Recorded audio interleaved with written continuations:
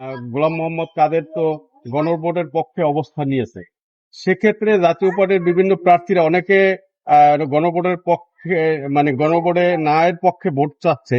এখন আপনি এই বিষয়টিকে আপনি পূর্বেও বলেছেন, কিন্তু অনেকে বিরূপ প্রতিক্রিয়া দেখিয়েছে আপনার এই বক্তব্যকে। এই বিষয়টি নিয়ে আপনি নতুন কোন বক্তব্য দিতে চাচ্ছেন কিনা? আমি গত 3 দিন আগে গণসংযোগে উপস্থিত থাকা অবস্থায় সাংবাদিক কিন্তু আমাকে একটি প্রশ্ন করেছিলেন গণভোট বিষয়ে হা বা নায়ের পক্ষে কিনা। আমি অল্প কথায় নায়ের পক্ষে অবস্থান নিয়েছিলাম। এরপরে এটা ইউটিউব বিভিন্ন চ্যানেলে দেখলাম এটা ভাইরাল হয়েছে। এখানে পক্ষে এবং বিপক্ষে বিভিন্ন রকম কথা আসছে, মন্তব্য আসছে, কমেন্টস আসছে। কেউ কেউ ওভার ফোনেও আমার সাথে কথা বলেছে, তারা বিশ্লেষণ করতে বলছে যে কেন নায়ের পক্ষে আমি। আমি দেখলাম এই ব্যাপারে একটা সুস্পষ্ট বক্তব্য দেশবাসী, বিশেষ করে ঢাকা 8 মাসের কাছে আমার বক্তব্যটা উপস্থাপন করা উচিত। যে কারণে আমি মনে করলাম যে আজকে আপনি প্রশ্ন করলেন, আমার জন্য সহায়ক ভূমিকা হলো আমি জনগণের উদ্দেশ্যে আমার বিস্তারিত বক্তব্য তুলে ধরা। আমি মনে করি যে গণভোট বাংলাদেশের ইতিহাসে একদিনে দুটো ভোট অতীতে কখনো হয়নি। একসাথে হচ্ছে গণভোট, সেখানে হা এবং নায়ের পক্ষে জনগণ রায় দেবে। পাশাপাশি আরেকটি হচ্ছে ত্রয়োদশ সংসদ সদস্য পদপ্রার্থীদের ইলেকশন, সংসদীয় ইলেকশন। এখন আমরা যদি দেখতে পাই যে এই ইলেকশনের পরে সংসদ সদস্য ইলেকশন হওয়ার পরেও সংসদ সদস্যদের কাছে ক্ষমতা হস্তান্তর না করে যদি হায়ের পক্ষে যাওয়া যায়, সেখানে যদি গণপরিষদের কাছে এই অন্তর্বর্তীকালীন সরকার যদি ক্ষমতা হস্তান্তর করে, তাহলে কিন্তু দেশ এক বিব্রতকর অবস্থায় পড়বে, কঠিন অগণতান্ত্রিক অবস্থার মধ্যে নিষ্পেষিত হবে। সেই শঙ্কার আলোকে আমি নায়ের পক্ষে অবস্থান নিয়েছি। আমাদের মাননীয় চেয়ারম্যান GM কাদের নায়ের পক্ষে অবস্থান নিয়েছে। কারণ একদিনে দুটো ভোট,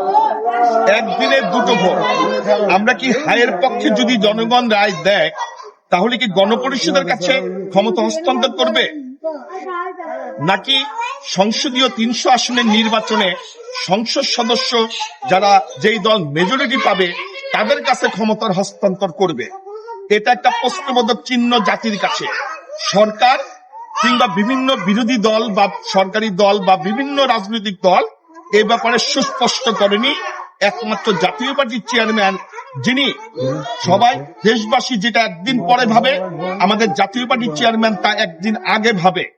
ওনার প্রতিটি কথা গত 1.5 বছরে অক্ষরে অক্ষরে মিলে যায়। জাতি প্রথমে ধাক্কা খায়, কিন্তু পরে দেখে এটাই সত্য।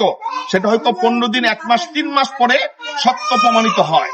তো আমাদের GM কাদের স্যার যেটা বলেছেন নায়ের পক্ষে অবস্থান নিতে, আমি তার বিশ্লেষণ করলাম যে একদিনে দুটো ভোট, সেই ভোট হওয়ার পরে হায়ের পক্ষে যারা থাকবে, যদি হা জয়যুক্ত হয়, তাহলে কি এই বর্তমান অন্তর্বর্তীকালীন সরকার কি গণভোটে হায়ের পক্ষের ব্যক্তিদের কাছে ক্ষমতা হস্তান্তর করবে?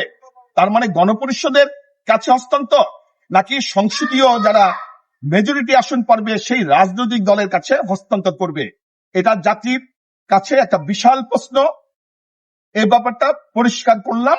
এ ব্যাপারে সংশয় থাকার কারণে আমরা নায়ের পক্ষে, কিন্তু নায়ের পক্ষে বলেই কিন্তু আমরা সংস্কারের বিপক্ষে না। আমরা সময়োপযোগী সিদ্ধান্ত নিয়ে সংসদীয় সদস্যরা তারা যতগুলো আমাদের এজেন্ডা আছে সংস্কারের, সবগুলো এজেন্ডা কিন্তু সংসদে পাশ করা সম্ভব যদি না জয়যুক্ত হয়। তারপরেও আমি সে কথাটাই বুঝাতে চেয়েছিলাম 3 দিন আগে জনগণের উদ্দেশ্যে যা বলেছিলাম, এটাই আজকে আবার বিস্তারিতভাবে সবিস্তরে তুলে ধরলাম। আরেকটা বিষয় হচ্ছে যে নির্বাচন কমিশন বলছে যে সরকারি কর্মচারী বা সরকারি চাকরিজীবী যারা আছে তারা হা এবং না কোনোটাই তারা ভোট চাইতে পারবে না। সেক্ষেত্রে আমরা দেখলাম যে প্রধান উপদেষ্টা তিনি জাতির উদ্দেশ্যে ভাষণে হায়ের পক্ষে ভোট চাইলেন। এই বিষয়টি একটা কন্ট্রাডিকশন কিনা? এটা পুরোপুরি কন্ট্রাডিকশন, এক কথায় পুরোপুরি 100% কন্ট্রাডিকশন। তাহলে নির্বাচন কমিশনের ব্যবস্থা নেওয়া উচিত ছিল কিনা? এখন আমাদের স্বায়ত্তশাসিত প্রতিষ্ঠান নির্বাচন কমিশন, কিন্তু আমরা এই 54-55 বছরের ইতিহাসে বিভিন্ন সাহিত্য শাসিত প্রতিষ্ঠানকে কখনোই মেরুদণ্ড সোজা করে সরকারের বিপক্ষে ভূমিকা যেখানে সত্য বা আইন আছে তা রাখতে দেখিনি। এবারও আমরা দেখতে পাই সাহিত্য শাসিত প্রতিষ্ঠান হিসেবেও তারা সঠিক কথা বা সঠিক আইনের প্রয়োগ করছেন না, অতীতের মতো। আচ্ছা, আপনি তো ক্যাম্পেইন শুরু করছেন দীর্ঘদিন হলো, কোথাও কোনো বাধা পাচ্ছেন কিনা, বা কোনো এনসিপি বা বৈষম্য বিরোধী ছাত্র আন্দোলনের পক্ষ থেকে বা জুলাই ঐক্যের পক্ষ থেকে কোনো বাধা পাচ্ছেন কিনা? আমি মতিঝিলে জন্ম, মতিঝিলে আমার সংগঠন, রাজনীতি করা, এলাকার গণমানুষের সাথে আমার চলাফেরা, আমাদের একটা শক্ত ভিত আছে ঢাকা ৮ আসনে। প্রত্যক্ষভাবে কেউ আমাদের কাছে কোনো ধরনের প্রতিরোধ অথবা আমাদেরকে কাজে ব্যত্যয় করার মতো কোনো ঘটনা ঘটায়নি। তবে পরোক্ষভাবে আমার কর্মীবৃন্দকে বিভিন্নভাবে হুমকি বা ভয় ভীতি দেখানোর একটা প্রচেষ্টা চালাচ্ছে, ভয়ের সংস্কৃতি সৃষ্টি করার একটা প্রচেষ্টা চালাচ্ছে। আমি মনে করি এই প্রচেষ্টা আমাদের গণমানুষের রায়ের কাছে এই প্রচেষ্টা বিলুপ্ত হয়ে যাবে। আচ্ছা, জয়ের ব্যাপারে আপনি কতটা আশাবাদী? আমি জনগণের সাথে আছি, থাকবো, এটা আমার অঙ্গীকার। এখন জনগণ যদি সুস্থ বোধসম্পন্ন শিক্ষিত মার্জিত লোকের কাছে সংসদ সদস্য হিসাবে পাঠাতে চায়, আমি মনে করি জয় সুনিশ্চিত। আচ্ছা, ঢাকা ৮ আসনটি কিন্তু আমরা যতদূর দেখছি যে সারা বাংলাদেশের মানুষের কাছে একটা পরিচিতি হয়ে গেছে। নাসিরউদ্দিন পাটোয়ারি এবং মির্জা আব্বাস এবার জাতীয় পার্টি, এবং এছাড়া আমরা স্বতন্ত্র অনেক প্রার্থী দেখছি বা ট্রাক মার্কার প্রার্থী দেখছি। এদেরকে নিয়ে কিন্তু একটা গেমও তৈরি হয়ে গেছে অলরেডি। হ্যাঁ, গেম। সে বিষয়ে যে নাসিরউদ্দিন পাটোয়ারি এবং মির্জা আব্বাস প্রায় মুখোমুখি, কেউ চায়ের দাওয়াত দেয়, কেউ বিরিয়ানির দাওয়াত দেয়, এই বিষয়টিকে আপনি কিভাবে দেখছেন? আমি মনে করি পৃথিবীতে দুটো প্রতিযোগিতা আছে, একটা ভালোর প্রতিযোগিতা আর একটা খারাপের প্রতিযোগিতা। আমাদের বিভিন্ন সংস্কৃতির বিভিন্ন ক্ষেত্রে গান, শিক্ষা, জ্ঞান, খেলাধুলা, নৃত্য, বিভিন্ন নাটক, সিনেমা, এটা হলো ভালোর প্রতিযোগিতা। নির্বাচন একটা ভালোর প্রতিযোগিতা, কিন্তু ঢাকা ৮ আসনকে সারা দেশে একটি কলুষিত, একটি জ্ঞান বহির্ভূত একটি আসন হিসাবে চিহ্নিত করেছে, যা গণমানুষের কাছে একটা শিক্ষিত মার্জিত এলাকা ঢাকা ৮ আসন। সেখানে ক্যান্ডিডেটদের বিভিন্ন অসংলগ্ন কথা আমাদের জনমানুষের আকাঙ্ক্ষাকে নষ্ট করে দিয়েছে। আমাদের পরিচিতিটাকে তারা ভিন্নভাবে প্রকাশ করেছে। পরিচিতি অবশ্যই হয়েছে বাংলাদেশ তথা বিশ্বের কাছে ঢাকা ৮ আসন, কিন্তু সেটা ভালোর ক্ষেত্রে না, খারাপের ক্ষেত্রে। আমি সকলকে বলবো ধৈর্য ধারণ করে নির্বাচনী আইন মেনে আমাদের শিক্ষা, জ্ঞান, আমাদের ভদ্রতা, নম্রতা রেখে যাতে আমরা নির্বাচন পরিচালনা করতে পারি। জনগণ যাকে রায় দিবে তাকে আমাদেরকে সহজভাবে মেনে নেওয়াটাই সভ্যতার লক্ষ্য।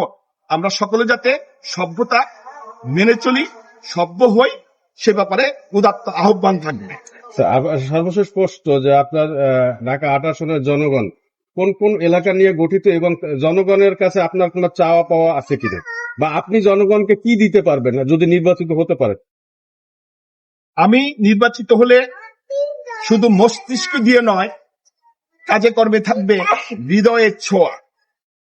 এটাই বলতে চাচ্ছি ঢাকা ৮ আসনের মতিঝিল, শাহজাহানপুর, রমনা, শাহবাগ এবং পল্টন থানার অধিবাসীদের উদ্দেশ্যে। শুধু ভালোবাসা দিয়ে বাংলাদেশ নয়, ভালোবাসা দিয়ে বিশ্ব জয় করা যায়। আমার কর্মকাণ্ডে থাকবে শুধু মস্তিষ্ক নয়, হৃদয়ের ছোঁয়া। জনগণকে সাথে নিয়েই সব সমস্যার সমাধান কল্পে আমি সকলকে নিয়ে ভূমিকা রাখবো। ধন্যবাদ, ভালো থাকবেন।